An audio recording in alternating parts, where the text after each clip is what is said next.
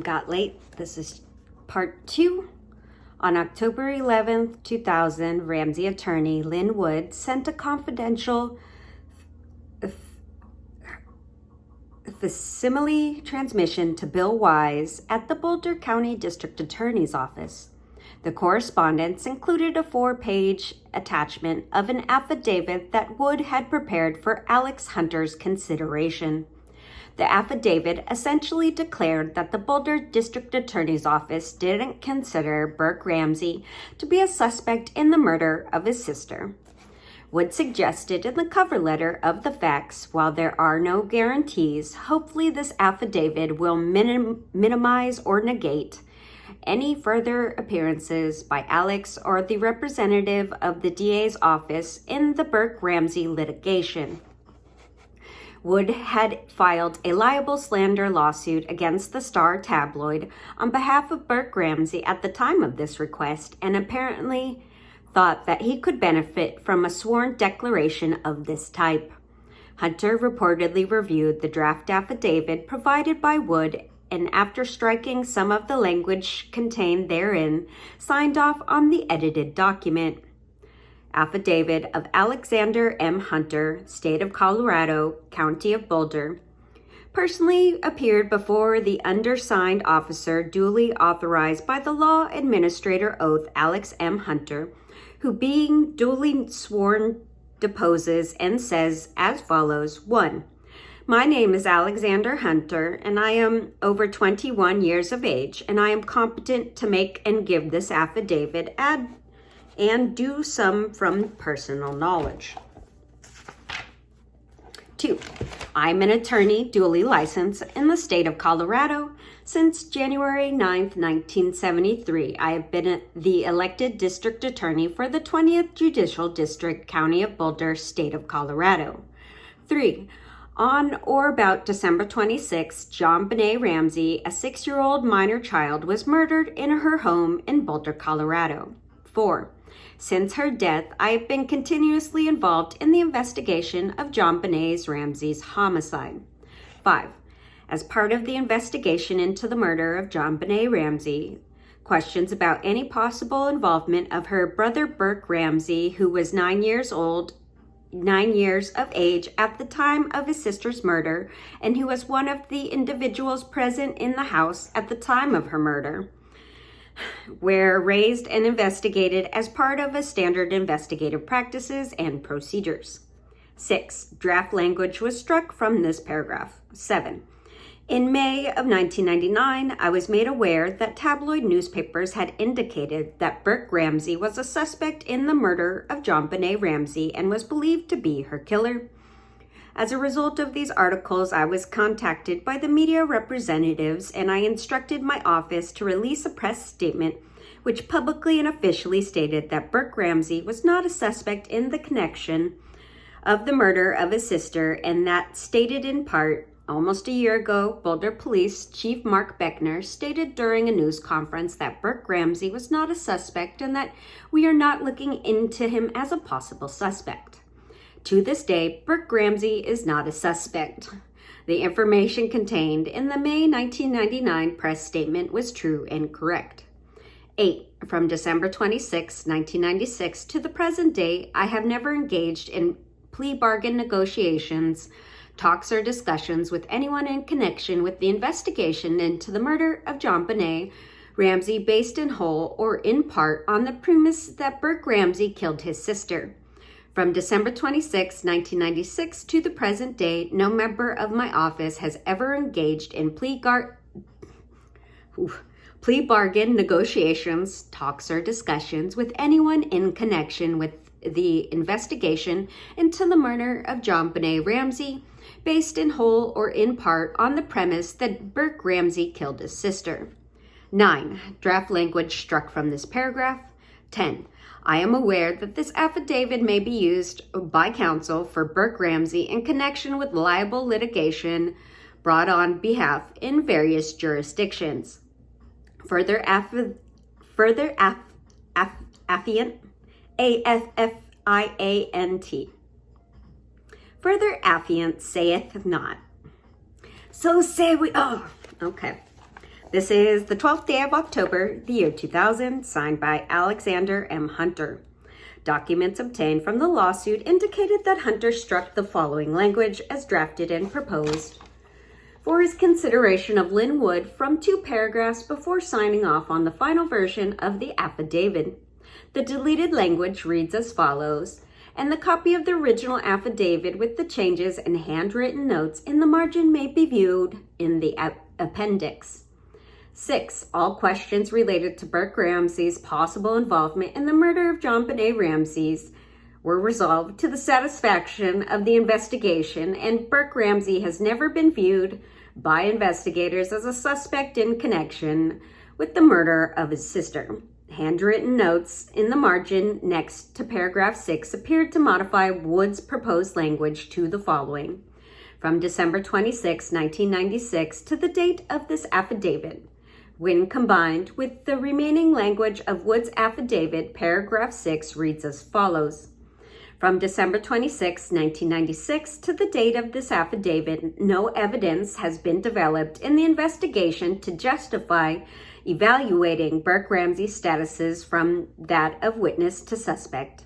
Paragraph 9 appeared to be struck in its entirety.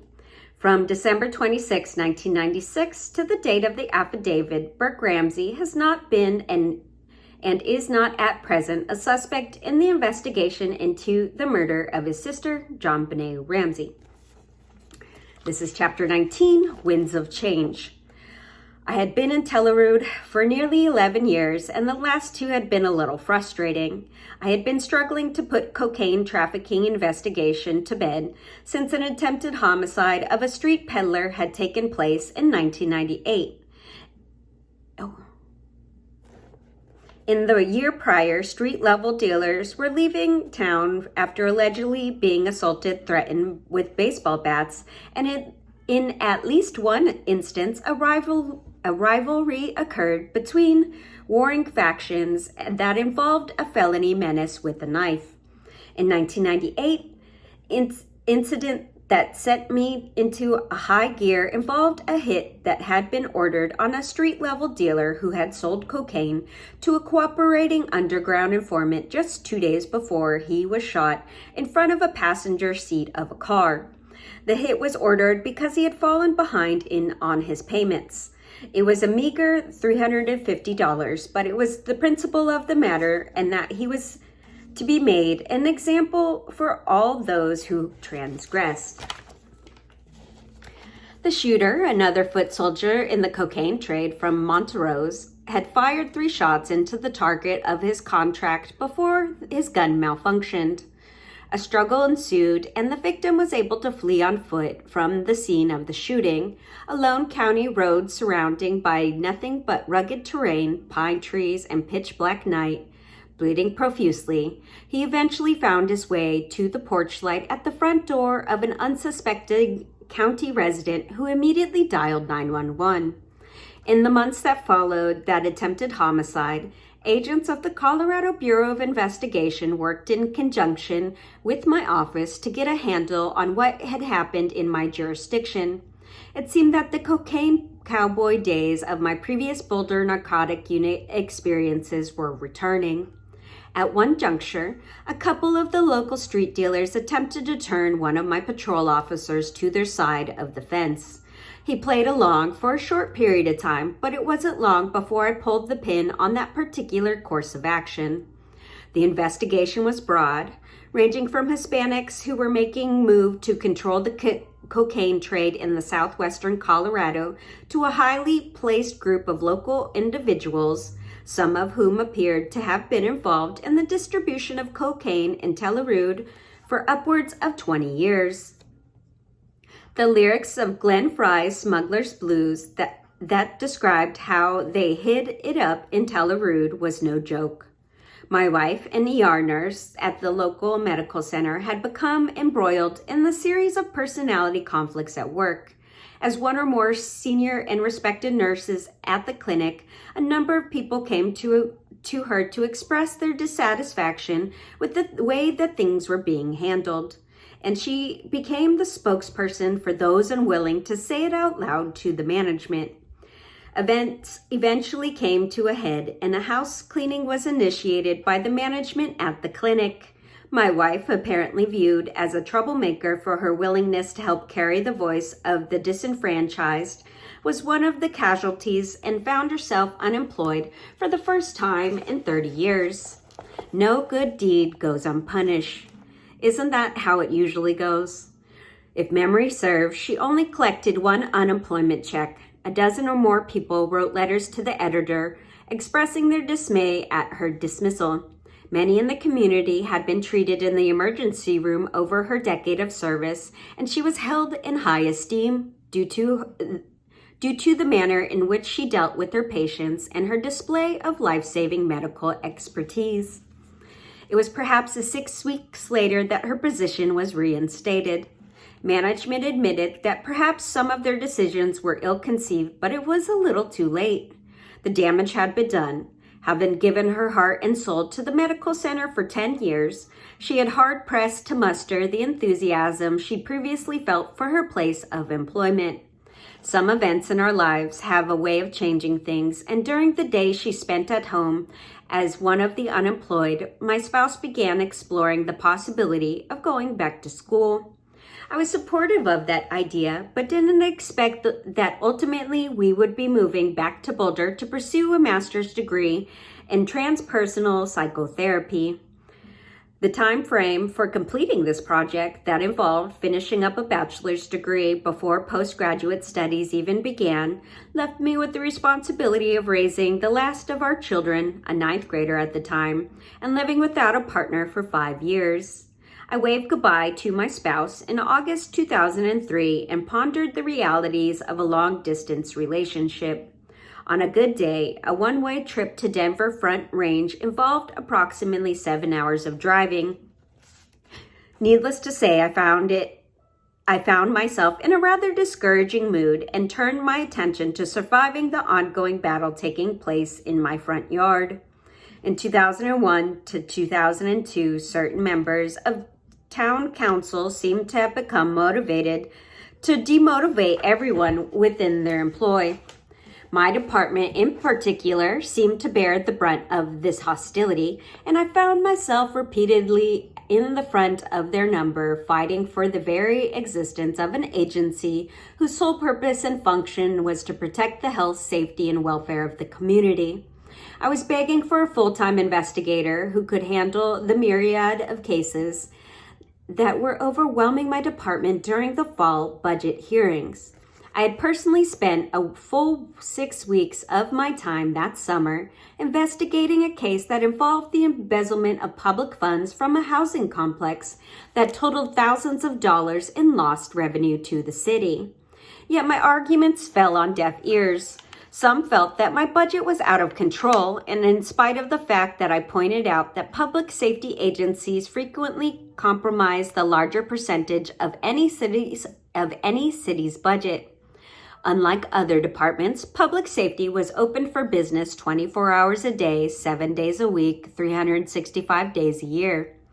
There was a logical reason why our staffing and budgeting was larger than some of the other departments operating in town, and why the utility bills for our building were greater than others. Our lights and computers stayed on after 5 p.m. when everyone else went home. The truth of the matter, however, is that some people just don't like cops and are not hesitant to say it during a public meeting. Overtones of that sentiment played itself out over the course of 2002 and 2003. In one particular instance, a council member suggested that the employees of my department forego a pay raise so that other town employees could benefit from savings and receive a higher cost of living increase. I was fast approaching 28 years of service in the law enforcement profession and nearing 11 years as a chief of police in the mountain resort community. A sense of isolation seemed to envelop me, and I was feeling increasingly alone in more ways than one. Depression and frustration had become my bedmates, and over the course of that long, cold winter, I struggled to see what the future held for me. A lifetime appeared out of nowhere when I noted an employment advertisement placed in the Daily Camera during a visit to Boulder in the early spring of 2004. The Boulder County District Attorney's Office was looking for a criminal investigator to join its ranks. The winds of change had shifted direction once again, and I found myself announcing my retirement. It may become apparent that I am adverse to leaving loose ends to their own design. Before departing for the environs of the 20th Judicial District Attorney's Office, I was determined to bring closure to the cocaine trafficking investigation initiated in 1998. It had been a long, arduous, and complicated set of affairs that involved many disappointments, but a series of search and arrest warrants were finally issued in the spring of 2004. Regrettably, not nearly as many people were arrested as I had hoped, and while a few had escaped our efforts to take down an ongoing criminal enterprise, I was finally satisfied to see at least some type of conclusion in what would become a 5-year narcotic trafficking investigation. I would like to think that it sent the message that it is no longer safe for those who desired to hide and peddle poison in Telluride. I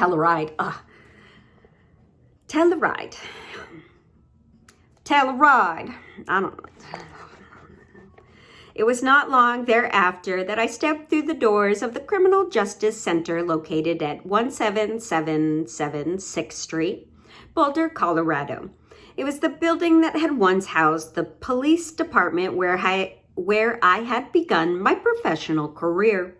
Like the circumstances surrounding the death of John Bonet, the first case assigned to me on the first day of June 2004 coincidentally involved a death by strangulation.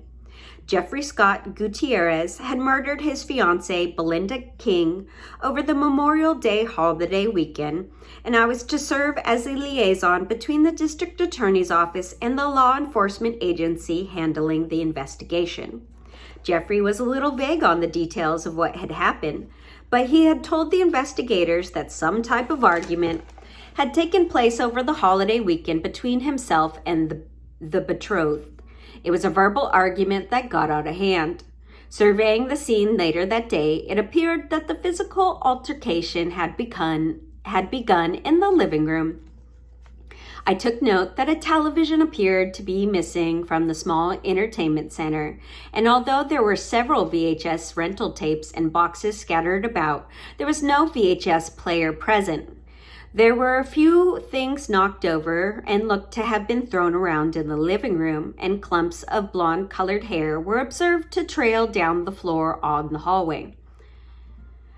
More hair and pieces of shattered 70s-style blue and white cornering ware coffee pot were on the floor of the bedroom and on the bed. The coroner would discover blunt force trauma to Belinda's head, and it was presumed that she had been struck by a heavy coffee pot during the altercation. This blow did not render her unconscious, however, and Belinda fought back during the assault. Jeffrey was able to eventually force Belinda to her back on the floor of the bedroom and straddled her body, manually strangling her to death. It is my recollection that she had broken fingernails and had bit her tongue during the struggle to survive. Jeffrey told investigators that the argument had taken place Sunday evening, but it had taken him some time to work up the nerve to call his relatives and to tell them about the death of his live-in fiancée. He had covered her head and upper body of her torso with a blanket and left her body on the floor of the bedroom overnight before calling anyone. Verbal arguments don't typically end with someone being strangled to death, and though the police had obtained a remorseful confession from Jeffrey, I was tasked with trying to better understand the motive behind the argument and the murder. It certainly looked like heat of passion, but I was interested in the underlying dynamics of the situation. While walking through the crime scene that afternoon, I would locate a piece of documentary evidence that would help put it all together. It was a small paper receipt from Walmart that was crumpled up on the floorboards of Jeffrey's car. It was dated on Saturday afternoon of the holiday weekend. Chapter 20, Taking the Lead. Mark Beckner, had turned over the Ramsey case to the DA's office. In 2002, when he decided that his department had finally exhausted every viable lead available to them, he once explained to me that he felt that they were building the defense team's case by continuing to chase down dead-end perpetrator leads. In his opinion, the DA's office would either file the case or take over responsibility for chasing down all of the weird stuff that continued to stream into his office. The media painted the story a different color at the time, suggesting that the DA's office had taken the case away from the Boulder Police Department for a variety of reasons, but primarily because they had mishandled the investigation. I thought the storyline laughable, for it must be pointed out that Mary Lacy's office had no statutory authority to take anything away from the Boulder Police Department. But I don't think that Beckner cared one way or another.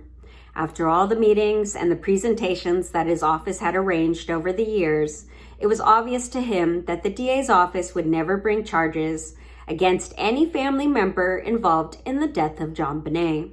He was ready to chalk up his losses and move on to other things. A search was initiated to locate an investigator who would take over the lead role of the DA's office, and Lacy chose retired Arvada, A-R-V-A-D-A, Arvada, Colorado Police Department investigator Tom Bennett. Tom had initially started out part-time in his role of chief investigator in the case, but it was not long before he was working a full caseload and supervising the other investigators in the office. He had been working for the DA's office for nearly a year when I arrived on the scene, and I worked by his side another 12 months. It wasn't long before I began to take notes of the signs that his workload and that the Ramsey case had been taking a toll. He would frequently disappear behind locked doors of his office, dubbed the Ramsey Room, and would spend hours checking phone messages left on the tip line, checking email, and collating other leads that had been sent to the office. When he finally emerged from the room, he would sometimes mutter references about the necessity to keep on whacking moles. It was a private joke shared between the two of us that referenced the whack-a-mole game. This was a play in the pinball parlors before the advent of electronic gadgets, where gophers would randomly poke up their heads through a hole in the game board, and the player was charged with whacking as many of them as they could with a bludgeon before they disappeared back down their hole. Points were scored by direct hits landed on the heads of the quick little critters. Tom apparently thought the nature of the game reflected the environs of the criminal justice system. Criminals just kept popping up, no matter how skilled we were no matter how skilled we had become in knocking them down. His frustrations with the case first came to my attention in the late summer of 2004. Not many months after I had joined the DA's office, Tom advised me that John and Patsy Ramsey had scheduled a visit to the office and were requesting copies of the DA's investigative files. He asked me confidentially what I thought about the matter. I was dumbfounded. Aren't John and Patsy Ramsey still considered possible suspects in the death of their daughter? How did Mark phrase it? The parents remain under the umbrella of suspicion. Tom nodded. Then why in the hell would anyone in their right mind consider handing over confidential files from an active investigation to a potential defendant? Tom shrugged his shoulders wearily and thanked me for sharing my thoughts. The Ramseys came for their visit, and Tom spent some time updating them on the status of his inquiry. He later told me that he had prevailed upon Mary Lacy, and no files were reportedly copied for the Ramsey family or their defense team. In the meantime, I continued to work on a variety of cases that included Belinda King's homicide. I had obtained Jeffrey's cell phone records and discovered that he liked to talk on the phone. He liked to talk a lot. Not having full-time work, he seemed to spend a lot of time on the phone, and some of the folks he was talking to had arrest records for trafficking in cocaine and weapons offenses. Belinda appeared to be the primary wage earner in the family at the time, and they were having a difficult time financially. She had started a relatively new job, but had a positive outlook on life and was looking to improve her situation. Things had been a little rocky over their 5-year relationship, but Jeffrey and Belinda had finally picked out an engagement ring. A deposit of approximately $75 was put on layaway at Walmart. Belinda had intended to pay off the balance quickly so that they could move forward with their plans of marrying. At some point, however, Jeffrey's plan took a turn south. The Walmart receipt discovered in the back of his car revealed signs of Jeffrey's duplicity. He had withdrawn the cash of down payment for the ring on Saturday. Video surveillance at the jewelry counter, coupled with the cell phone records, documented him calling a man who had an arrest history of trafficking in cocaine from inside the Walmart store. By all appearance, Jeffrey was cashing in his fiance's engagement ring for a line or two of coke. We were unable to determine exactly when the television and the VHS player went missing, but these presumably also went to feed Jeffrey's drug habit. I suspected that they were part of the package that made up the difference for a $100 price tag for the gram of cocaine. We never had another opportunity to interview Jeff after the police took his initial confession. Putting two and two together led me to some conclusions about what may have happened between him and Belinda that holiday weekend. The argument started when Belinda came home from work to discover the electronic equipment missing from the apartment. There was a verbal confrontation, and it came to light that Jeffrey had funded his cocaine purchase by pulling the ring deposit from Walmart. Cashing in the engagement ring became the last straw for Belinda. I suspect that she told Jeffrey she was leaving him for good and told him to get out. That sparked a heated confrontation, and what followed was a knockdown, drag-out fight that resulted in Belinda's demise. Jeffrey's cell phone records revealed that he frequently was up late at night conversing with people, and that the call detail indicated that he had been up until nearly 2 a.m. on Friday night. He began again late the next morning, and on Saturday afternoon, we were able to pin his exact location for one telephone call, the jewelry counter at Walmart. His use of the cell phone ceased around 7 p.m. on Saturday evening, unusually early based on the track record of his cell phone records. I believe that this signified the end of Belinda's life and that the beginning of a long weekend where Jeffrey attempted to muster up the courage to call his mother and to tell her that he had killed his girlfriend.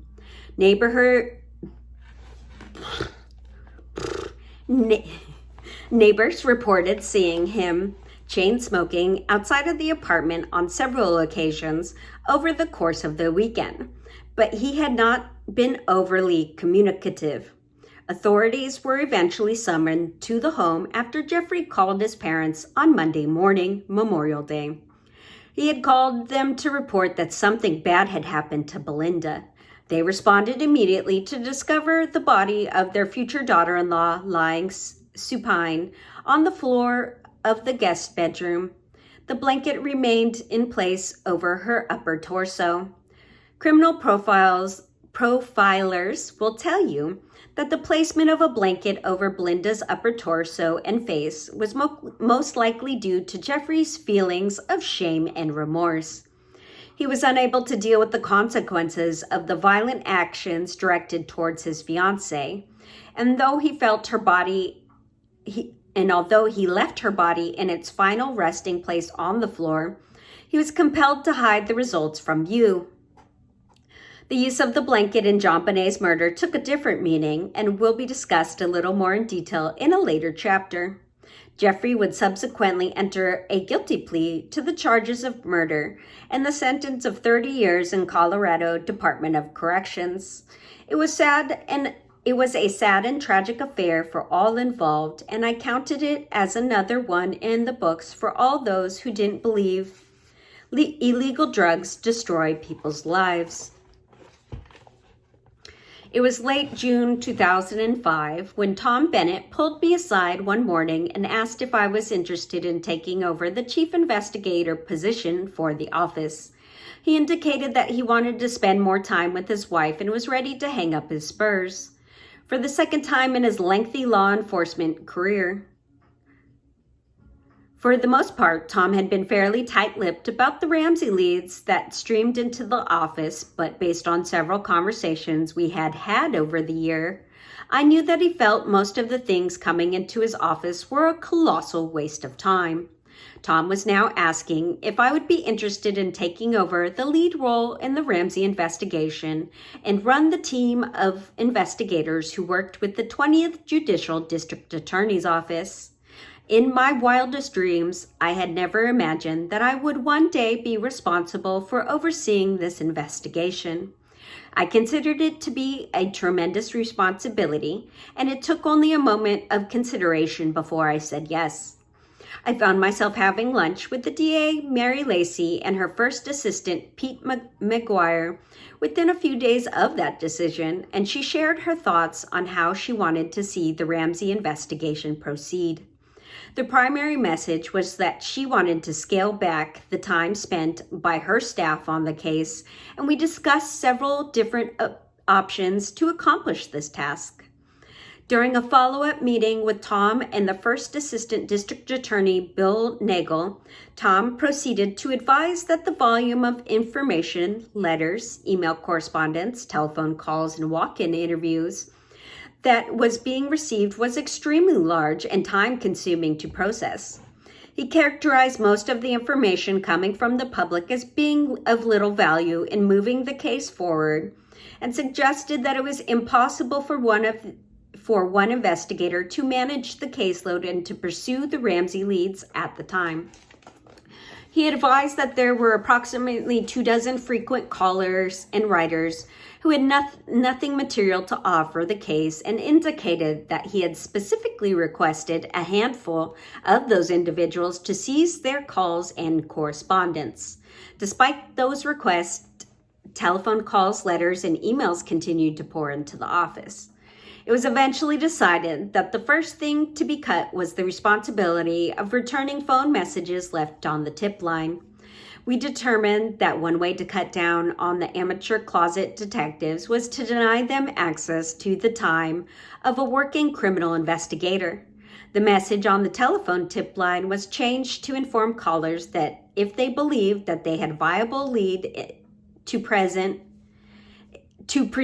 in the case, that they reduce it to writing and submit it via U.S. mail or other carrier. The second thing to go to was the email. A generic email address was established on the DA's website that was designed to provide the same message as that left on the telephone tip line. People wished to provide information on the case were instructed to reduce it to writing and were informed that all leads would be evaluated on an individual basis. A memorandum outlining these changes was circulated through the office and to the Boulder Police Department. Receptionists were advised to instruct citizen callers to forward their information in written form. They were also instructed to inform walk-in visitors that unannounced visits would not be granted interviews and that their information should be sent to the investigators division in written form, and that after review and evaluation, it would be up to the chief investigator to determine a follow-up interview and whether it would be conducted. Law enforcement personnel calling with information were to be forwarded directly to my telephone extension. All correspondence received in the matter would continue to be logged into the system that had been established by Tom when he first came to the office in 2002. I prepared a generic letter that would be sent back to those individuals submitting information that acknowledged receipt of and thanking them for their tendered lead in the case. Letters of introductions were prepared and sent to Ramsey's attorney Lynn Wood and Brian Morgan, advising them of the change in the investigative assignment. I also spoke to Denver CBI Supervisory Agent Ron Arndt and Denver Police Department Crime Lab Director Greg LaBerge, L-A-B-E-R-G-E, LaBerge, LaBerge, Merck, to advise them of my new assignment. Both labs had been involved in the collection and the analysis of the DNA involved in this case. Tom set about the task of briefing me on the statuses of the investigation and the leads that he had pursued over the course of his involvement in the case. A few weeks later, I was being sworn as a grand jury investigator so that I could review materials gathered in the 1998 and the 1999 when there had been a grand jury inquiry onto the murder of JonBenet. Tom took me on a tour of the Ramsey room and then explained how the materials and binders had been stored in the cabinets lining the walls. It was my first glimpse into the library of investigative documents that had been compiled by the Boulder Police Department. It would be an understatement to say that I was awestruck by the sheer number of binders that filled the room. The murder book that documented the investigation into the death of this little girl had evolved into a full-blown mini library of materials. The last count of pages revealed that during the Cold Case Task Force meeting held on February 2009, indicated that approximately 60,000 pages of documents had been collected during the course of the investigation. Tom proceeded to show me how to operate the iLegal computer program that contained all of the investigative files. Every piece of paper in the case had been scanned to this program, and it held an incredible search engine that permitted an investigator to find anything in the massive file by just entering a few keystrokes on the computer screen. It would prove to be an incredible time-saving resource as I began to familiarize myself with the details of the case. It seemed a blink of the eye before Tom had parted the company with the office, and I was filling his shoes as chief investigator for the DA in the Ramsey case. I was continuing to carry out a full felony caseload for the prosecutors in our office, supervise the other members of our investigative unit, and soon began to learn of Tom's frustration. The leads that stemmed into my office on JonBenet were nothing less than goofy and bizarre. A woman sent a child's craft kit for a small loom that made kitchen hot pads, no explanation provided. Lengthy, indecipherable audio tapes were accompanied by dozens of unreadable chicken scratches of handwriting. What could only be described as manuscripts were submitted that outlined intruder theories, identified traders of child sex pornography, and participants engaged in kinky sex rings. The name of an ex-boyfriend and spouses were provided because they were acting weird around the 1996 Christmas holidays. I could go on, but I think you probably get the nature of the majority of the leads that were being sent to our office. There were a few things that came in that seemed to deserve further inquiry, however. In one instance, a local merchant called my office to explain that a customer had left some papers with them during the business transaction. I can't recall the exact details in this writing, but he described handwritten notes on the back of papers that described the details of the death of JonBenet. They apparently were disturbing, and he thought that he should report the information to our police. I subsequently contacted the author of these notes, an elderly gentleman living in a retirement complex in South Boulder. It turned out he was thinking about writing a book about JonBenet and had been scribbling notes about his theory of events. He didn't have all of his facts right. The lead was a dead end, but one of those that I felt deserved a little more attention than just surrendering it to a file box after applying a date stamp. There were a couple of other leads that were generated by the public, but none were particularly noteworthy once they had been chased down. In any event, what is important to note is that when I first inherited the responsibility of handling this case, I felt it was necessary for me to become fully acquainted with the details of the investigation. I believed that I needed to know these details firsthand and not fall into the trap of assuming something based on previously held perception. Moreover, I felt it was my responsibility to fully understand all of the elements of the case, so that I would be in the position to fully evaluate all of the leads coming into my office. I decided to get a fresh start by reviewing the events that began at day 1. That was chapter 20. We're on page 220. Okay, bye.